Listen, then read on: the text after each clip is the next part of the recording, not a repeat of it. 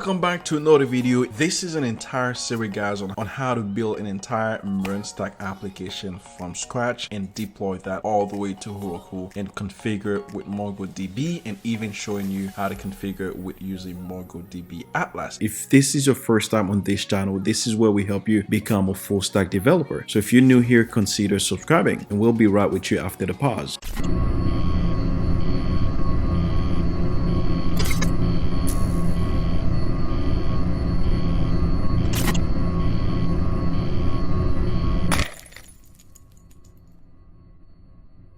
In this video, we're going to focus more on how we can configure the MongoDB Atlas into your application on Heroku. Now, if you haven't watched the last video, definitely make sure you do watch it, because this is where we configure everything. We're going to really show you the gotcha about using Heroku. So without any further ado, let's dive right in. So in this entire series, we had set up our MongoDB Atlas cluster, which we have this cluster right now, and we also have deployed our application to Heroku, and we currently right now using the Heroku database right here. However, we do have a couple environment variable, this environment variable right here, which has the value of the database that Heroku is giving us, and this is how we are connected to it into our application. So what we really want to do in our case is we want to remove that value and we place it with the value of the MongoDB Atlas. So how can we do that? All we need to do is click connect, and then click the second one, connect your application, and wherever you have this value, I'm going to copy this value.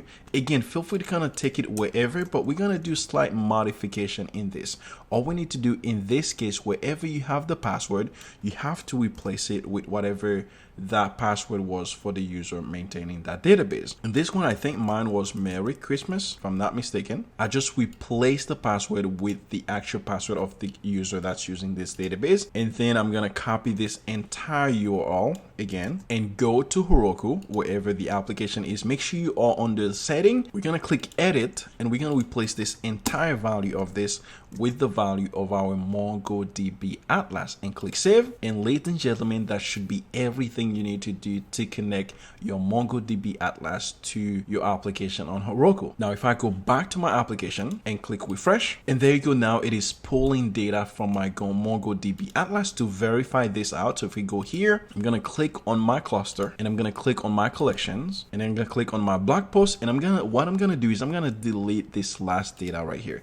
So if I click delete, and if I go back to the application and refresh this application, and now it's pulling only one data. And if I add another post, such as first post, if this works, and click submit, now we got the second post. But if I go back into my Atlas and potentially refresh this, and there you go, my second data was adding into my MongoDB Atlas. So this is great. This is fantastic. We've learned a lot in this entire series. I'm really excited. This is fantastic. However, we still have one last thing to really wrap this entire series for you guys. Okay, so here's the main issue here, right? So think about it right now. As you working into an application, you're not going to be the one working by yourself. You're more likely to have a team with you, people that are working on that project. What I'm talking about is now it's requiring you to go inside your terminal and kind of like log into your Heroku account and push this application into Heroku.